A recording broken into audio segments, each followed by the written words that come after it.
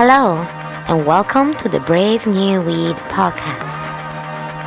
And now, here's your host, Joe Dolce. Welcome to episode 71 of the Brave New Weed podcast. These are high-minded conversations for the post-prohibition era, the era that we hope is going to come this year in 2020. I'm Joe Dolce, your host, and I am here with Matthew Hendershot, our co-producer and co-host. Hi, Matthew. Happy New Year, Joe. Happy 2020. Hopefully we can all use the references that have been thrown around, whether it's going back to the roaring 20s and having a hell of a good time or just having perfect vision through this year. I hope that you're right that this year does, in fact, usher us in to the post-prohibition era. 2020. For some reason, it has eluded me that we are now in the perfect era of vision. Let's see if we can get all of our leaders to have some good vision. That will be an enormous challenge and probably unlikely. But listen, we are not going to focus on that. We are going to focus this week on slow cannabis. Have you ever heard of the slow food movement, Matt?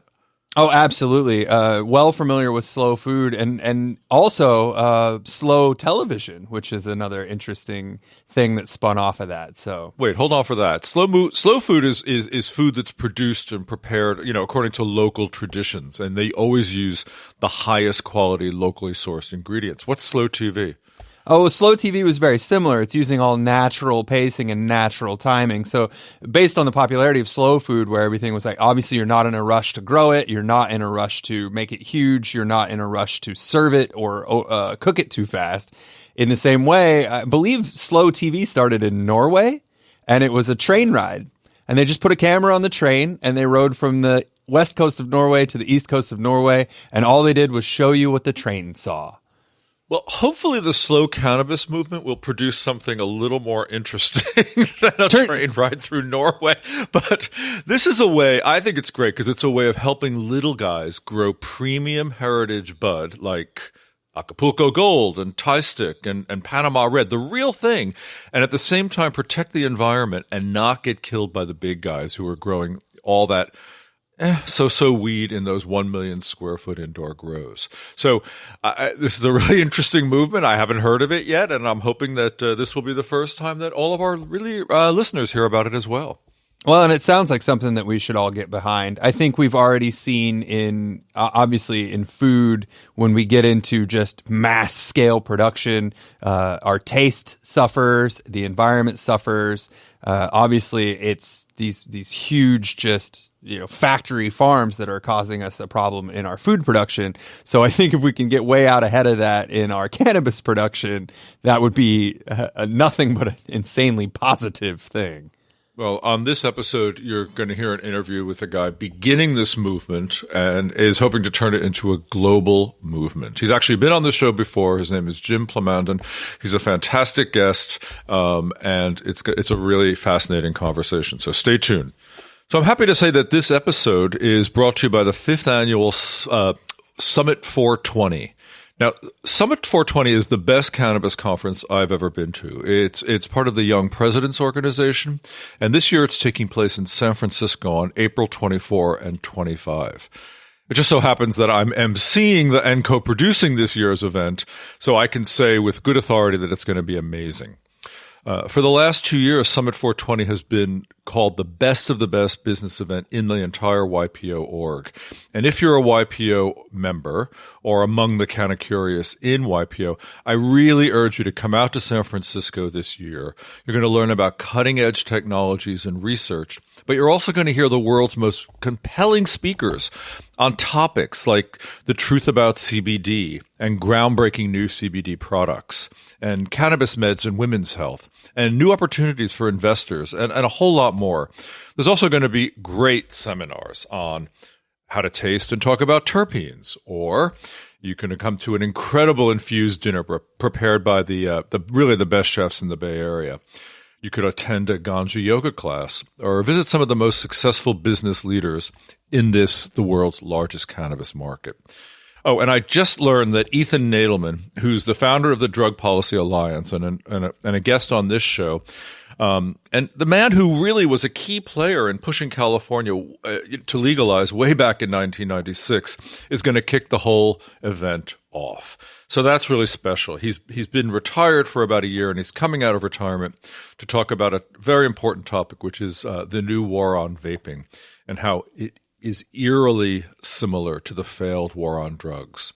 You know, it does seem that our politicians always need some sort of a war. Anyway, so to all you YPO members, register for this great event at this address, www.ypo.org/summit 420 2020.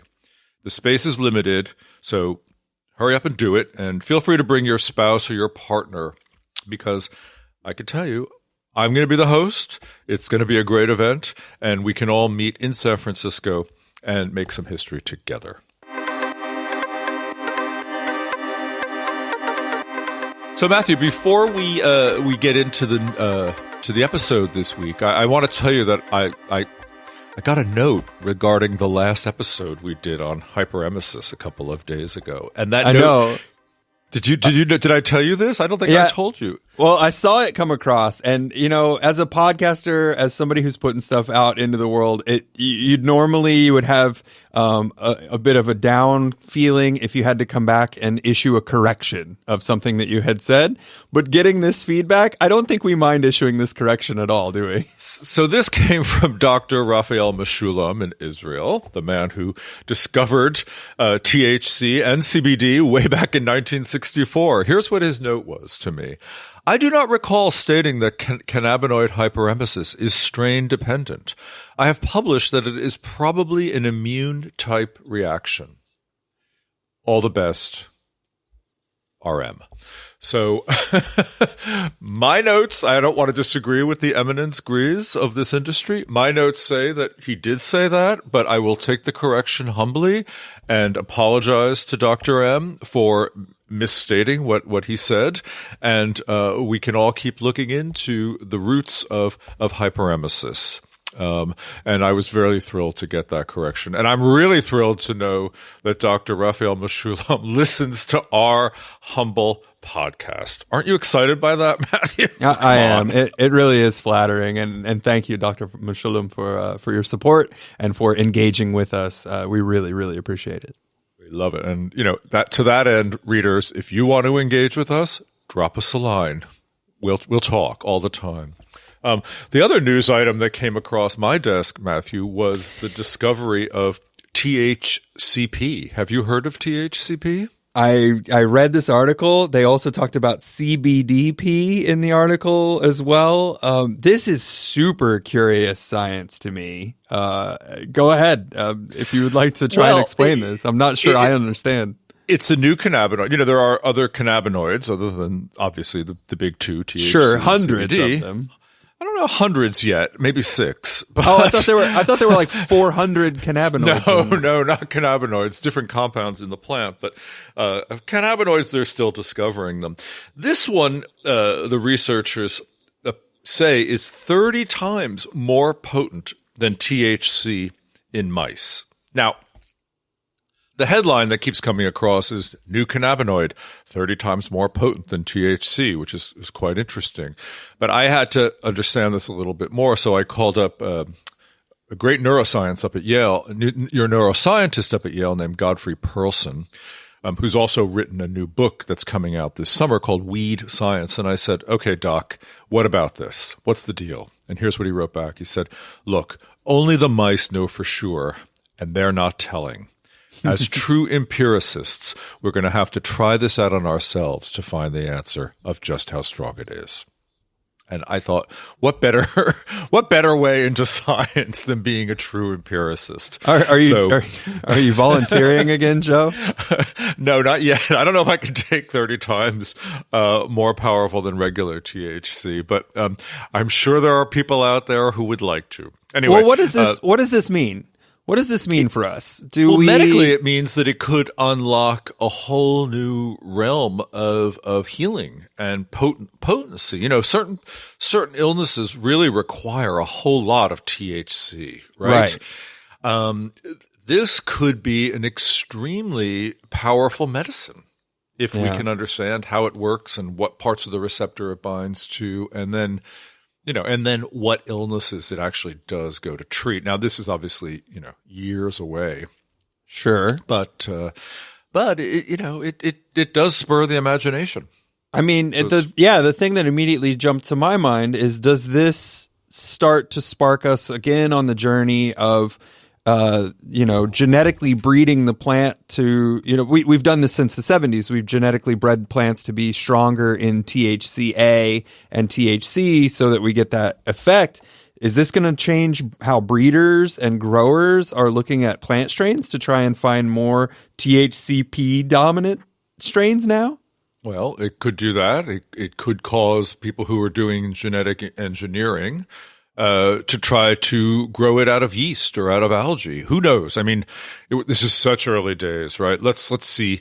First of all, let's see what it means in human beings. Mice are not humans, right? They're just little creatures there with tiny little systems. So there's a long way to go, but it's very interesting that there are compounds in the plant that we don't know about that are having effects, and this is a very complex chemical factory that we dismiss as weed.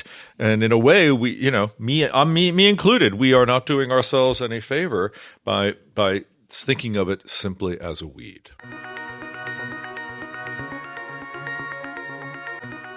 Joe and I will continue to publish every episode of the Brave New Weed podcast for free for you, our listeners. But we could always use your support. If you've got a little extra change rattling around in your pocket, you can cruise over to patreon.com/bravenewweed and become a supporter of the show. Everything that you'd pledge to support helps us to increase the guests that we can have on the show, even eventually the frequency of the show. And we have a great set of rewards out there, including copies of Joe's book, invites to special events that we will do in New York City, all sorts of fun things. So if you're enjoying the podcast and you would like to support us, visit patreon.com/bravenewweed today.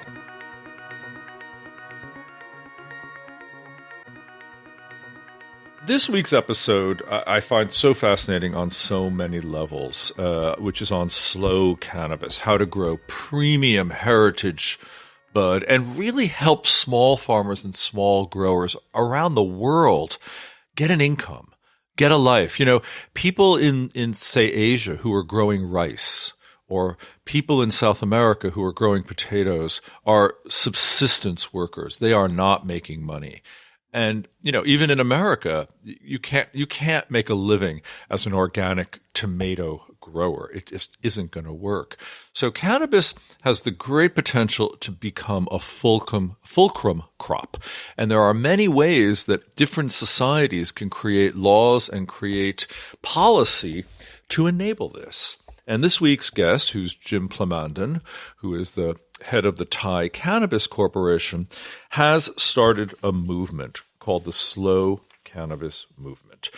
He started a nonprofit foundation to help farmers around the world become slow cannabis growers. And I mean, the interview is wide-ranging and big, and he talks about how, everything on how to make this happen, and how to really break the legacy of colonialism that really still holds farmers, as slaves, basically. These institutions, cotton, cacao, you can think of these old world crops, vanilla even. These were all started in the colonial era, and the way they've progressed has not kept pace with our development as economic sophisticates. So the internet is going to allow all sorts of new businesses to grow, and cannabis is a very possible moneymaker for a lot of people who've been kept out of economies. So I think it's really important to listen to Jim. And if you're very interested, there's an email address at the end of the episode that can lead you to become involved in the slow cannabis movement. Here's Jim Plamondon.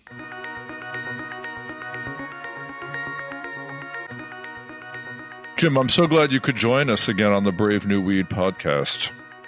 Wouldn't be anywhere else. Well, you are somewhere else. You're in Thailand, and I'm talking to you from a autumnal, increasingly gray day today in New York. What are you looking at today? Well, the sun has already set, but it was a beautiful day here in Thailand. And although we may be far apart geographically, we are right next door in cyberspace. Well, I sort of hate you for being where the good weather is, but I love that idea. I want to talk to you about this new venture you're initializing, I would say, called Small Cannabis. Can you tell our listeners the concept here and why you're doing this, please? I love the idea of small cannabis. Tell us. In very brief, it's all about sustainability. If you're a smallholder farmer, just a little guy growing cannabis in the developing world, odds are pretty good you're going to get crushed. First by big cannabis in the developing world. And then when prices collapse, you're going to end up working on some plantation for crappy wages that don't pay your costs. And you end up just barely getting by or losing money every year, just like with cocoa farmers used to do, coffee farmers, vanilla, etc. But with cannabis, we have the first legal new supply chain being built since the internet, since the smartphone, since RFID tags and QR codes, since fair trade was invented. Since all these new innovations have been done, we can build a transparent and traceable supply chain that works for everybody, so that you can know exactly where your cannabis is coming from, whether that's South Africa or Colombia or Thailand or Laos. You can know how it was processed, you can know exactly what's in it, and you can get it from anywhere in the world, and you can know that the farmer got a fair price and that the environment was not being exploited anywhere along the way. Well, this is a good deal. This is a noble idea, I think. But as you mentioned, we are going to get into this. But as you mentioned, since now we have the internet, and the sort of the same promise was put out for all. Remember when the internet started? It was going to be fantastic and sharing and all this mind meld. And gosh, there wasn't really going to be Russian interference in the American elections. I love the picture you're painting. How feasible is this? Extremely feasible. And in fact, we're already starting to get a lot of partners interested in it. Different companies from Colombia, from India, which is moving faster towards legalization than some people might think, from a number of other countries Jamaica, I could mention, others that we can't quite name yet. And we're talking specifically to companies at this point, but things are also starting to move ahead at the diplomatic level, although somewhat more slowly. No doubt. Yes. Government's involved. You know how it is. But everybody's eager to get in while the getting's good, because it's clear that the global prices are going to collapse within the not too distant future. And so if this thing can be put together fairly quickly, that is, within a year or 2, 3 at the outside, then we can get the benefit of helping develop this supply chain while the prices are still high. The problem with most global supply chains that lead to all of these exploitation problems is that they were set up in the 1500s, 1600s. Yes. Right? When imperialism was the standard way of doing things, and colonies were just there to be cheap labor, providing raw materials for the host country. And trying to put sustainability and just and fair trade over that is putting a Band-Aid over a gaping wound.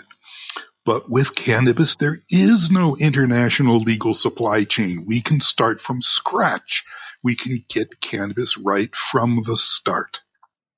Jim, for those listeners who didn't listen to your last brilliant podcast with us on called Thai Stick, will you talk about this idea of the impending global price collapse, please? So you already saw that the U.S. passed the hemp bill, which enables not only the interstate trade in hemp, but both hemp imports and exports as well. North America has a vast swath of hemp-ready land, and so it's looking primarily at that in terms of exports. And its mechanized farmers will do extremely well growing hemp initially for cannabinoids and later for fiber and especially hemp seed. And so will eventually northern Germany and Russia and Poland and so on. So the southern continents, not so much because they don't have so much in the cold part of the world. Tasmania, in southern Australia, that's about it.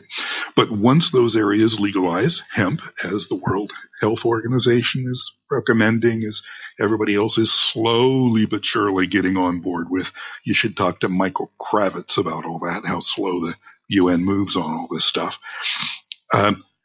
With the U.S. market opening up, Australia's opened up. A lot of markets, hemp has always been legal in China. The market for hemp imports and exports and the derivatives thereof is going to just explode over the next couple of years. But as the Leafly study showed, I'm pretty sure it was Leafly, most of the medicinal benefit of most strains and extracts and so forth scales with the THC content. The higher the THC within reason, the higher the THC content, the more medicinal effect people get, no matter what they're taking the medicine for. So even if it's something like epilepsy, which theoretically benefits from pure CBD, having a little bit of THC in there causes the people to say that relieved my symptoms better. Yes. Whether that's entourage effect or it's the anxiety reducing characteristics of THC or whatever, a little bit of THC goes a long way, and the more the better. Okay. So at THC, people keep trying to say that medicinal cannabis is CBD and the evil, bad kind of gets you high cannabis is THC, but that's bullshit. The medicinal benefits of THC are at least as strong as those of CBD. But that positioning has allowed the CBD vendors to get running in the market with a head start. Fine, whatever. That'll normalize out in the not too distant future, and the demand for THC will skyrocket also. I agree with those who say that the market for THC-based cannabinoids, the THC stuff, will be eventually the size of the alcoholic beverage market or the tobacco industry. So how about the price? How does the price collapse on all this?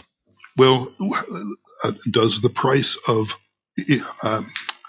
consider the things that go into making beer, the price of hops or barley, right? Nobody's rushing to build a hops farm quick before the price collapses, right? Nobody's looking at barley as the new growth industry of the 21st century. Barley, baby, it's the barley boom, right? Nobody's doing that.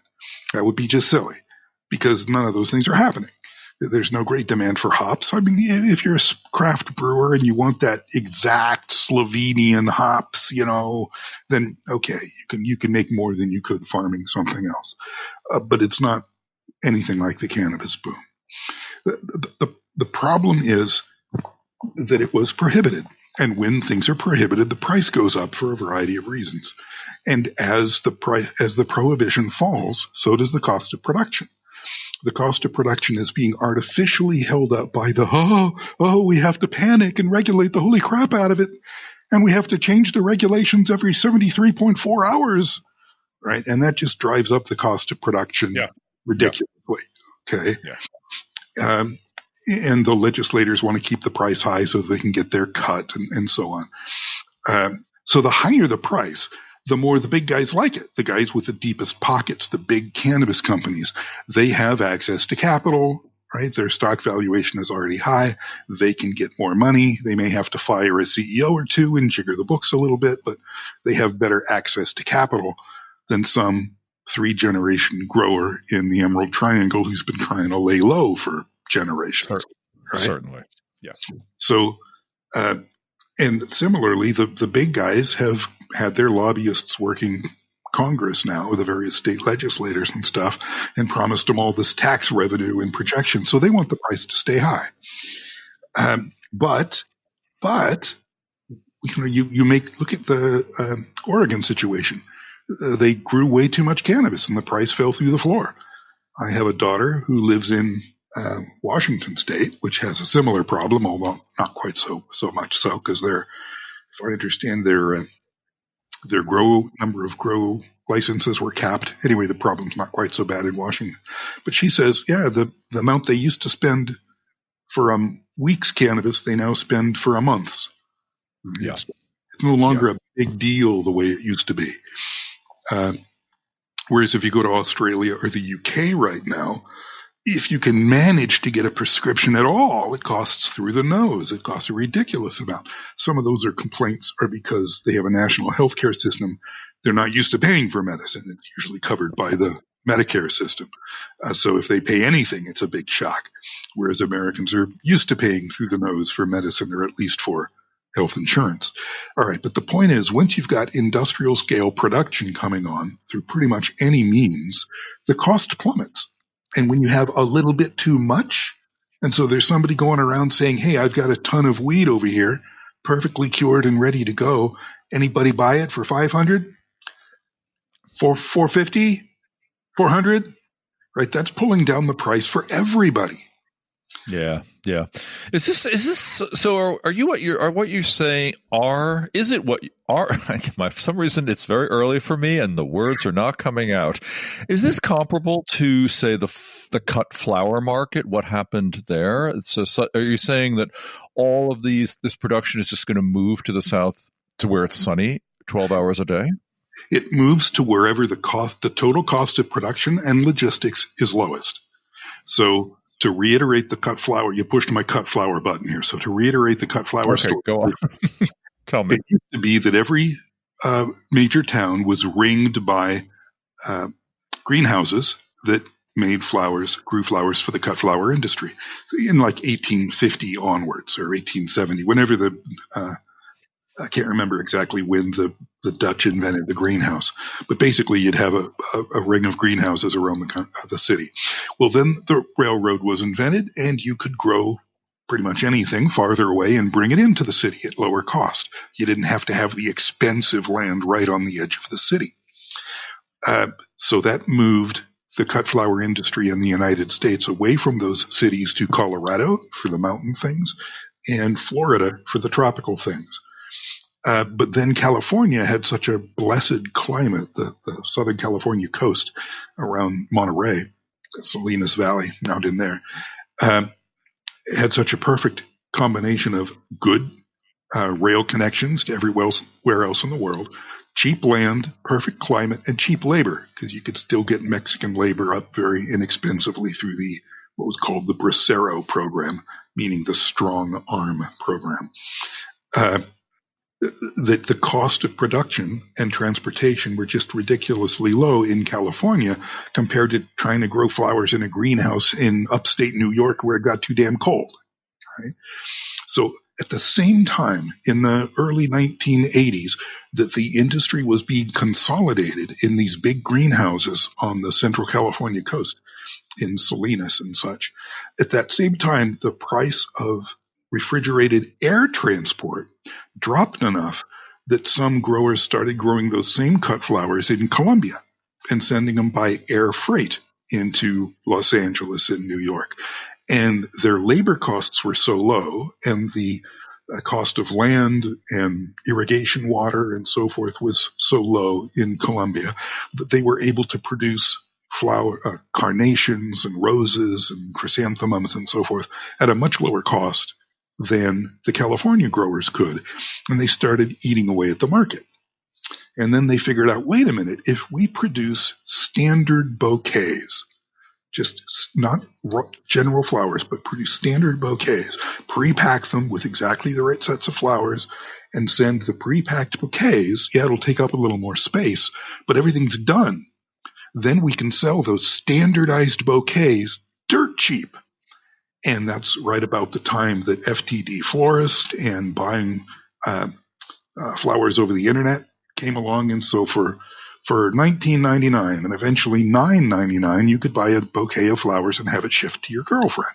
And that used to cost $50. And now it was down to 20 or even 10.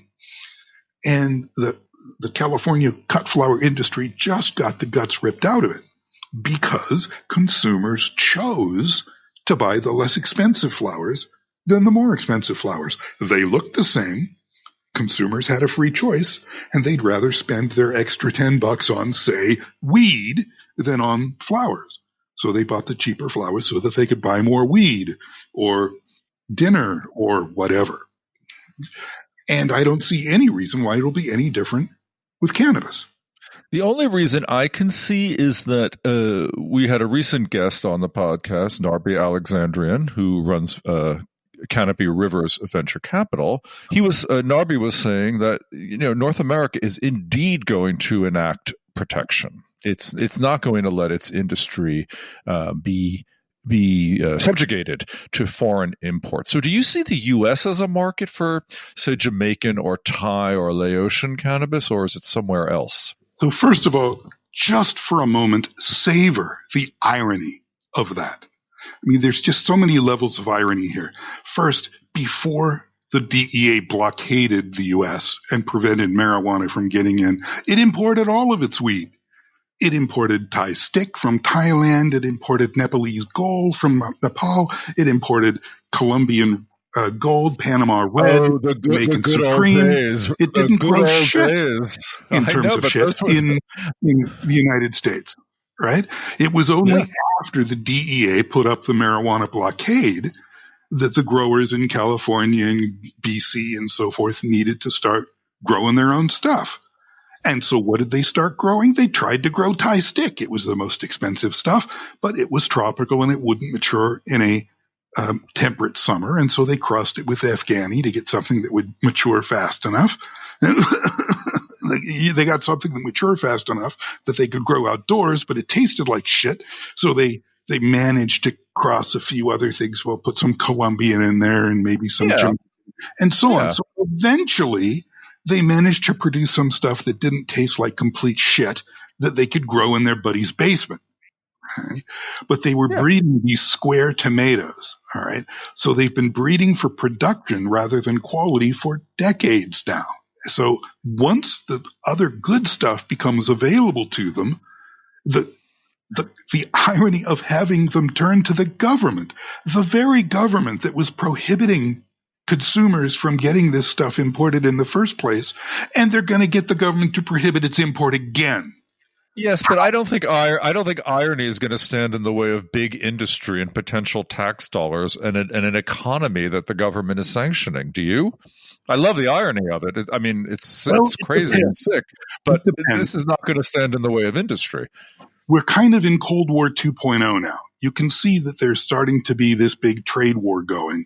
And when when China clamps down on Hong Kong and there's blood in the streets, Trump will have his excuse to really clamp down on Chinese trade and basically declare Cold War 2.0. You're either with us, you're against us, right? And at that point, everybody around the world has to decide, are we the United States' friend or not? And Thailand, Colombia, Jamaica, etc., the U.S.'s power and influence in the world isn't what it used to be. And now they're shitting all over our weed industry, which was our only hope to get any kind of economic influence. And there's China saying, let me take you to the top of this mountain and all of this can be yours. Right? This is a really dumbass, stupid thing for the United States to do politically. We agree totally. Everything this guy is doing is ridiculous. We agree totally. But where is your market going to be? Is it going to be Europe? Is it going to be, where are you going to sell Thai stick? Wait a minute. So this Canopy Rivers argument is that he is so powerful that his legislatures have all been bought and paid for, and that he's going to be able to do a bailout of the cannabis companies when the price collapses, just like Goldman Sachs was able to get its buddies bailed out during the global financial crisis when Wall Street melted down. All the big guys went to Washington and said, you have to bail us out or else our companies will go down the toilet, right? So the airlines got bailed out and the auto companies got bailed out. Trump got elected because everybody was so goddamn angry about that. Right? They bailed out the big guys. Not one of those guys went to jail, and Joe Blow on the streets got fucked. So the idea that everybody is just going to get bailed out because, we're rich and powerful, and that's what, rich and powerful people do is get bailed out.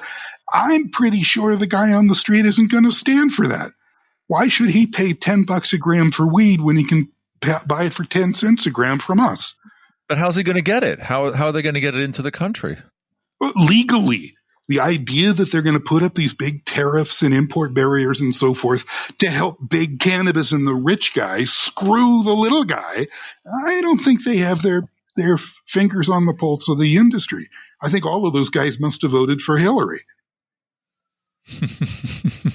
I love what you're saying again, but isn't it easier just to go to Europe and sell your product there? Well, eventually, I agree, but I don't want to just casually say, right off the United States market. I mean, I'm a U.S. citizen and an Australian citizen. I care a lot about what happens in America. Most of my kids live in the United States. And the idea that the rich and powerful are just going to walk all over the little guy because, hey, why not? That deeply offends me. And so, I'm going to be working pretty hard to fight against those sons of bitches who are trying to steal from my friends. How are you going to open this up? How are you going to stop protectionism from coming in? How are they going to get protection to come in? Right. I think they're just going to legislate it the way they do everything, the way they have all throughout history. Right. And so, Facebook is already opening up its cannabis advertising policy. Very, very slowly. I can't advertise a medical cannabis education company on Facebook. So we have a long way to go. And they're not going to fuck with the politics right now. They're not in a good shape. I'm a U.S. citizen. I can publish all the political ads I want to publish. Right. And so if I need to get money from, around the world to help support things in the United States, I can do that. But the idea that the rich guys are going to just open up their wallets and buy congressmen and so forth and bypass the will of the people, bullshit. Okay, that is just bullshit. So, of course, that's what the guy from Canopy Rivers says, because you understand why he says, hey, he has to say that so confidently, because otherwise nobody's going to invest in his stupid companies, right? All of his companies become worthless the day Colombian weed, Jamaican weed, Thai stick comes into his country, right? I mean, if he's been making bathtub gin all through the Great Depression and suddenly people can buy Jameson and Chivas Regal and so forth, the real deal at a reasonable price, guess what? He's out of business, right? So he must say with great confidence, oh, no problem. This is already in the bag. And now go ahead and invest in my next round of funding. Right? The key to a confidence game, it's called, it's a con game, is confidence. So he's saying with great confidence, oh, everything's fine. We'll just legislate some import quotas and trade barriers and et cetera. It's not going to be that easy, Jack. Okay, I love the way you're framing this, and it's a good frame to look at the future. Let's go back to this idea of small cannabis and sustainability for a second, because it is a topic that's dear to my heart. How does it really change sustainability, other than the fact that, of course, we're not paying for electricity to grow the stuff, we're not paying for all the crazy industry and ventilation and all of that stuff that goes into producing cannabis in cold climates. How does it really affect sustainability on planet Earth, our ever eroding planet? Well, aside from all of the things that affect sustainability, of course, it doesn't affect sustainability at all. But of course, those things matter. The Aurora Sky greenhouse cost $125 million. I forget which. And Afria 1 cost the other one, whether $100 or $125 million. That's a lot of capital. Even at essentially 0% interest, that's still a lot of capital. And so to get a return on investment, right, a return on invested capital, you got to get a big darn return. And so that's a big, expensive enclosure, right? An enclosed structure built up on the tundra somewhere, right? Yeah. Greenhouses on the tundra, right? It's where they have to, support a roof load of snow and maintain their temperate climate and have light deprivation in the summertime and extra electric lights in the wintertime because, the land of a midnight sun. Okay, maybe not literally in Ontario. I'm exaggerating. Okay, it's cold, but we know it's freezing. Okay. Right. And so the idea that you're growing a tropical or subtropical plant in greenhouses on the tundra on Canada is just freaking ridiculous. Okay. It's like saying, I know, let's imagine that maple syrup was illegal for decades and that Thailand had discovered a way to legalize it and had been growing dwarf maple trees that in an underground bunker under lights, right? And now it legalized maple syrup and was exporting it to Canada, right? Well, of course, it would be way more expensive to grow these dwarf maple trees in caves under lights than it would be to grow them outdoors in Canada. And furthermore, the stuff grown outdoors in Canada is probably going to taste better because it's like natural, right? So they're growing crap on the tundra at great expense, right? That's the big three. Now, compare that with, say, growing it in Thailand or Colombia or Jamaica or the other places where where high quality weed has traditionally been grown. And when I say traditionally, I don't mean your grandpa. I mean your great grandfather for 100 generations, and very often your grandmother too. Right? Yeah, so exactly. That's who was harvesting it, grandma, right? That's right. In India, possibly 5,000 years. So the history of this stuff being carefully, selectively bred for particular microclimates for different medicinal qualities and flavor qualities and so forth goes back thousands of years or longer here. So that means they've got stuff that resists diseases and resists pests, or they would have selected a way for something else. So here in the ideal optimal terroir, which I'm sure I'm mispronouncing, the ideal climate, soil, and microclimate, our environmental control system is the weather, our lighting source is the sun, and our greenhouse is the sky. And the sun, the weather, and the sky cost nothing to build and operate. And so the cost, the return on invested capital can be phenomenal compared to the cost of the return on invested capital for these greenhouses. That's why the guy from Canopy Rivers is so desperate. I mean, Jesus, look at the quarterly reports from the big cannabis companies, Afria and Aurora. They're losing money every quarter. How can they be losing money every quarter in a market in which rec is legal and they theoretically have a shortage of product, right? A shortage of finished product. Well, it's because they are spending all their money building these stupid greenhouses on the tundra. Right? And as soon as a rationally grown product in the tropics comes in at a retail price that's lower than their cost of production, they're dead. And so they're going to turn around to the government and try to get a bailout in the form of import quotas, tariffs, etc. They're going to steal from the taxpayer, steal from the consumer, so that the investor class can be bailed out again.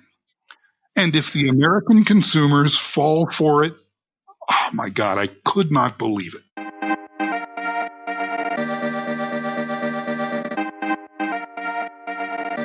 Jim, how does this so let's go look at the Thai farmer for a second. Sure. How is his or her life going to improve in terms of actual dollars, in terms of small cannabis? What is your program going to do for them in your future scenario? Well, let's look at it in terms of, for example, the legal opium poppy industry. Opium poppies are grown legally in Tasmania and also in India and Turkey. Okay? And I was just reading a study on the legal opium poppy industry in Turkey. And there, the farmers love the legal opium poppy industry. Each one gets maybe an acre of outdoor grow, and they make 4 or 5 times as much from profit from their acre of opium poppies, which they grow by hand and harvest by hand and sell to the government at a fixed price that changes year to year, but it's a fixed price per season. They get 4 or 5 times as much profit as 4 to 6 times, if I read it correctly, the profit from that crop than they do from anything else. So Yeah, so they've got a diversified farm. They're growing figs and grapes and various other things. But from the poppies, they harvest the poppy seeds, and they can make. You may have had a bagel with poppy seeds on it, right? These little. I may have had a few in my life. Yeah. Yeah, you have to be careful with those because you eat enough poppy seeds, you will fail a THC drug test. You'd have to get a shitload of them to get you high, but they will help you fail the drug test. Anyway, so the poppy seed, they squeeze them for poppy seed oil, and then they sell the husks that had the poppy seeds in them to the government to extract the opiates out of them. And they also grow all the other things they need, by and large, subsistence farmers. But that gives them cash. Okay, growing the poppies gives them cash. It's their cash crop. Everything else is for subsistence.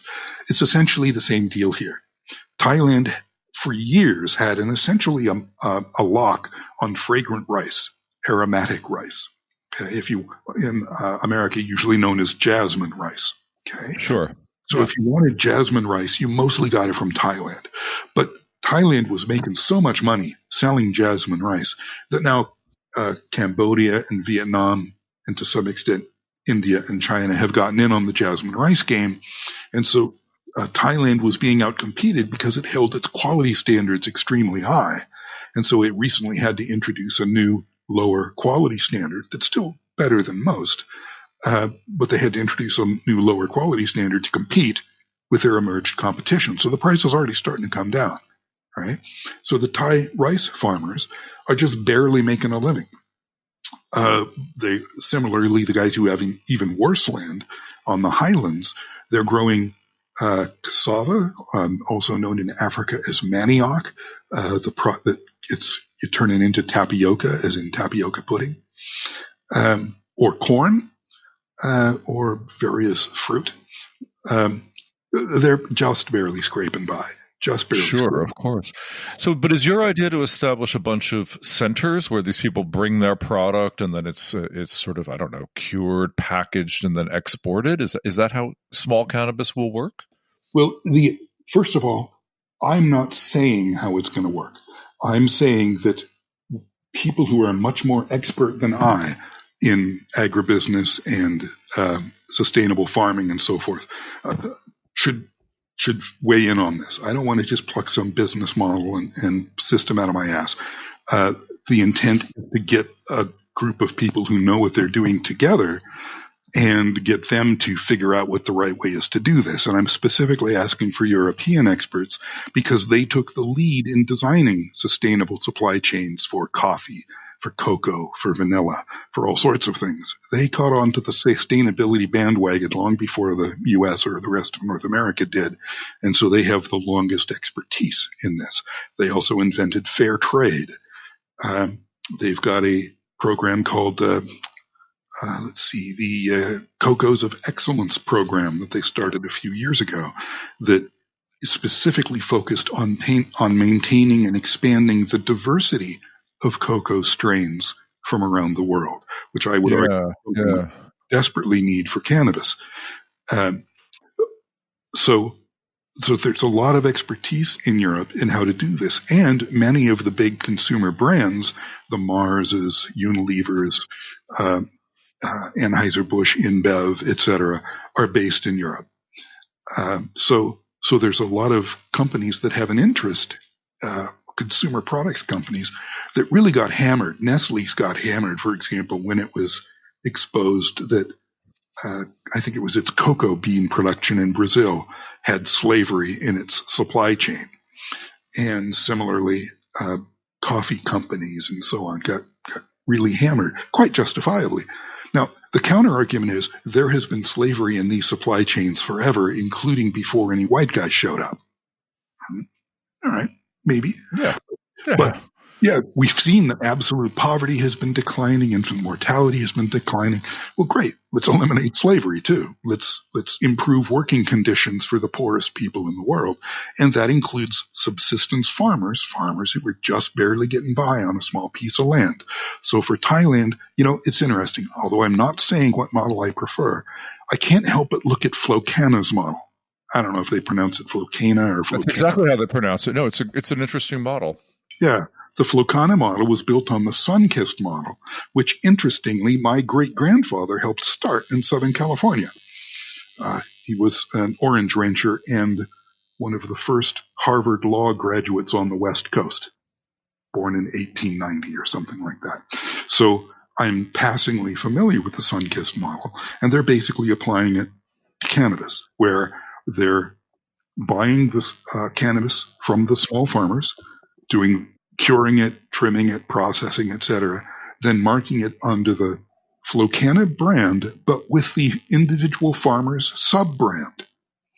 And I think that's the way to go. It's organic, it's sun-grown, and I think one of the head guys from Sunkist is now doing major work for Flocana. Correct. They bought their chief of operations or logistics or something. Brought him. Yeah. And Mickey, the guy who runs it, Michael, whatever, has written that it's an open source model, which is what I had some experience with in the software business. So I haven't spoken to them much, but the basic idea is if we could do something like that, replicate that model across, it's my initial thinking subject to the experts, of which I am not one, replicate a model like that in Jamaica, in Colombia, in Thailand, in Malawi, in South Africa, so that it is being processed to meet European and North American standards, right? So that there is no justification for keeping the stuff out other than to line the pockets of the big cannabis shareholders, right? And pay sufficient bribes to the state legislators. If it's actually to benefit the small people, both the small consumers and the small growers, well, then the difference is that you can do a twofold thing. You can charge a little, if we can organize the lowest cost producers, right? Because we're not having to pay for big enclosures. We can grow it outside. The cost of hand labor is so much cheaper in these parts of the world, largely because their rent is cheaper. Every time anybody's wages go up, their rents go up. And then the rates go up again, the rents go up. I saw this in Cambodia when I lived there. The government raised the minimum wage for the garment factory workers by $50 a month, which was like a 25% pay raise. It was a big deal. What happened? All the landlords who rented rooms to the garment factory workers raised their rent by $50 a month. Right? So all of that difference went immediately to rent. It's not usually as obvious as that, but generally speaking, as the wage rate goes up because worker productivity is going up for whatever reason, and so the wages go up, the rents go up accordingly. And so it's actually quite cheap to live in Cambodia or Thailand or Jamaica or Colombia or whatever, because the rents are so low that everything else is low, right? So the purchasing power parity of these places is actually quite high. So if you can pay somebody a good solid $15 a day when they're used to having $10 a day, they can live pretty well if they're on their own land where the rent isn't going up. And most of these small farmers own their own land. And so that extra money is going into their pockets to pay the school kids' teachers and to send the kids to get their teeth fixed after all, which they didn't think they were going to be able to do, or to send the kid to school for an extra year that they wouldn't have been able to do otherwise. And it means they can treat the land well, that they don't have to cut down all the forest and, rape the land in order to get the highest possible productivity from it. They can take a broader view and plant more forest, plant a broader diversity of things. Here in Thailand, for example, the late king, not the current king, but the late king, who ruled for 60 years or something like that, basically he and his Department of Agriculture independently invented permaculture and developed a system of farming suitable for the tropics that was based on permaculture. And it really significantly improved the lives of the Thai people. However, it lacked a cash crop in terms of supporting your family and making sure they didn't starve. And if they had missed a rainy season, had a bad drought, had a flood, their farm was relatively climate proof. That was great, but they didn't give them a cash crop. What cannabis can do is extend all of those benefits, but also give them a cash crop. So they bring it to us in our Flocana-like system.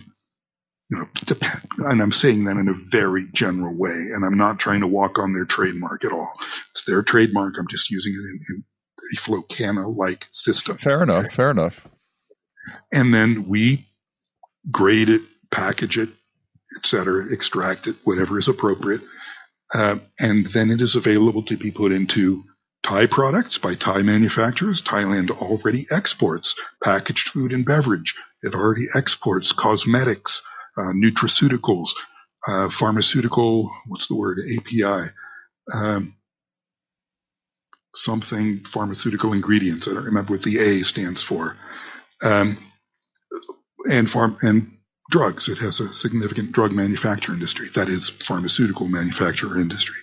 And Thailand also has a parallel system of traditional medicine. That is plant-based medicine, herbal medicine, right? Which the United States almost completely lacks, because Thailand adopted Western medicine, but it didn't displace its traditional medicine system. And most of those traditional medicines include cannabis. So they had to be suppressed a bit, which meant they couldn't be exported. But heck, the health minister of China has come down at least once to Thailand and said, please grow more medicinal herbs. We'll buy all you can grow, because Thailand's agriculture is considered to be clean and fair and unpolluted and not corrupt. Whereas that of China, well, every acre of Chinese farmland is under an inch of industrial pollution. No, that's really not true. I know this because I'm working with a company in the west of China where there has been no industry. If you get far enough west, you got to go pretty west. Yeah, you got to the final. I can't remember. I can never pronounce their names, but they're very far west to China, in China, and they border Afghanistan, and they border. I think they border Thailand as well. Do they hit Thailand? Yeah. So if you get to the southwest, you come down to us, but not quite. You touch Laos and Myanmar, That's it. Then Thailand's on the other side of those two. Yeah. But if you go far enough west, you're okay. Now, if you go southwest to Yunnan province, that's where Canacubed is based, run by Glenn Davies. And they're doing some really interesting work there. Most of the hemp is coming out of the far northeastern province that butts up against North Korea, which is also a big hemp grower. Yeah. But because for hemp, you need a cold, temperate climate.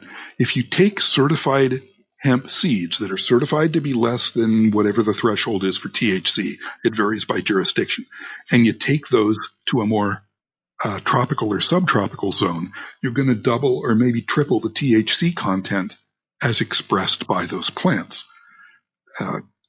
And so there's a great post on the Richard Rose report about this, that study after study shows that when you take certified seeds less than X% or 0.X% THC out of the temperate zone and you put it in the tropics or subtropics, it puts out too much THC. Yeah. So China will have a great hemp business in the north, a less great hemp business in the south, because it's going to be producing too much THC, and the Chinese still officially hate THC, opium wars and all that. But if the Chinese open up to the idea of THC for herbal medicine and such, well, they'll produce a lot of it in Yunnan, and we'll produce a lot of it down here. Because even if the Yunnan place isn't an inch thick in industrial weights, the Chinese aren't going to trust it. The Chinese don't trust anything grown in China. That's why they're actually.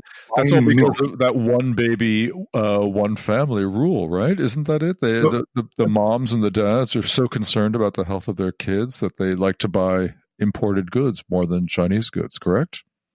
Yeah, because it was 4 grandparents could only have one kid, so there's 2 parents which could only have one kid, so there's one grandkid who is the future of the family. Yeah. I was reading about how a Chinese Chinese company, bought up the biggest dairy company in Tasmania, and he's actually getting the milk and flying it to China and selling it for $10 a liter. And why are Chinese willing to pay $10 a liter for milk that sells for less than $1 a liter in Australia? Because they trust it. Because they know it doesn't have melamine or other low-cost ingredients in it. It's so interesting. Jim, I think you're such an interesting guy, and I want to keep talking to you, but this is a long podcast already. Tell me or tell our listeners how they can learn more about small cannabis, how they can get interested in it, how they can support it, possibly how they can invest in it. Investment, we don't know. Eventually, there will definitely be a commercial arm of this, but I need to wait for people who know more about international business structures and who have worked in the agribusiness and so forth to tell me what the structure ought to be. But to learn more about what the plan is for gathering such a group of experts into a working organization, go to www.smallcannabisfoundation.org, smallcannabisfoundation.org. And that is the foundation that's going to drive the Small Cannabis Initiative to form the Small Cannabis Coalition of different countries and companies to start providing small cannabis through the Small Cannabis brand name, hopefully to a dispensary or a website near you. Thank you so much for your time, Jim. I wish you the best. www.smallcannabis.com. We're going smallcannabisfoundation.org. Oh, I got that so wrong. It's so early in the morning still. Say it again. Yep. It's www.smallcannabisfoundation.org. Thank you, Jim Plamondon. Stay tuned for more, folks. Take care, Jim. The Brave New Weed podcast is an advocate and supporter of the Medical Cannabis Mentor platform. Medical Cannabis Mentor is an evidence-based educational platform for doctors, dispensaries, and patients that uses state-of-the-art online learning technology to educate you in today's modern cannabis world. You can find out more information by visiting medicalcannabismentor.com.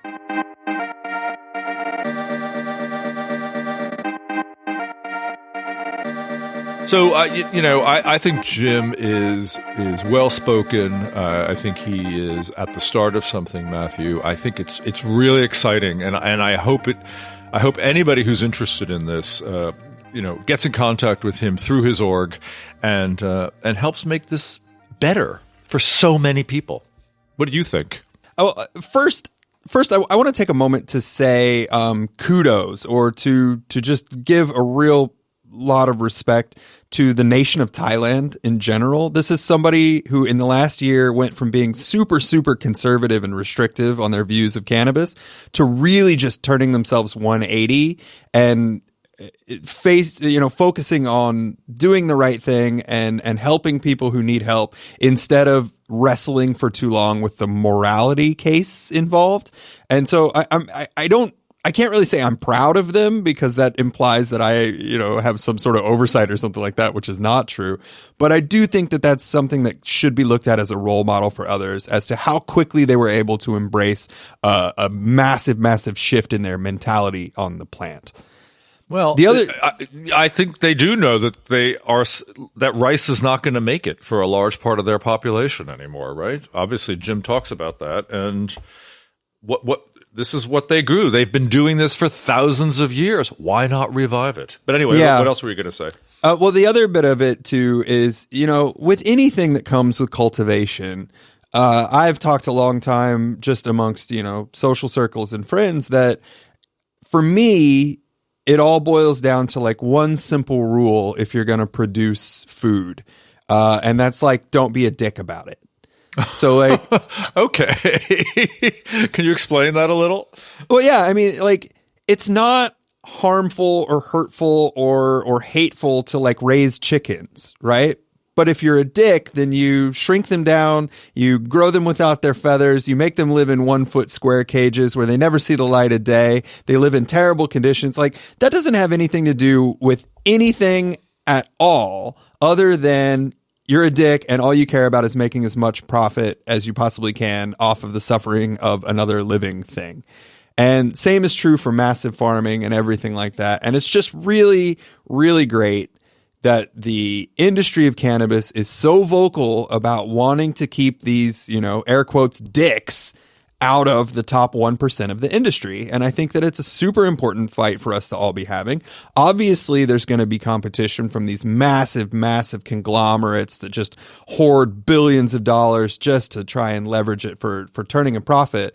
But I think as a consumption class and a community based around cannabis, we have the choice to be better than that. Yeah, I think you're right. But I also thought his analysis of how the price is going to drop out of the bottom, and a lot of these mega companies are going to face, some real trouble having these huge grows on the tundra, trying to grow heritage strains.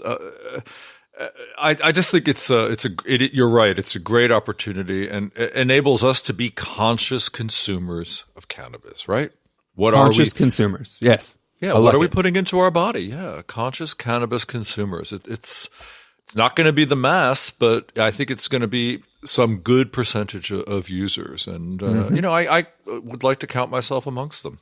I would as well, Joe. So there we go. Okay, so let's get that Thai stick coming back into our countries, please.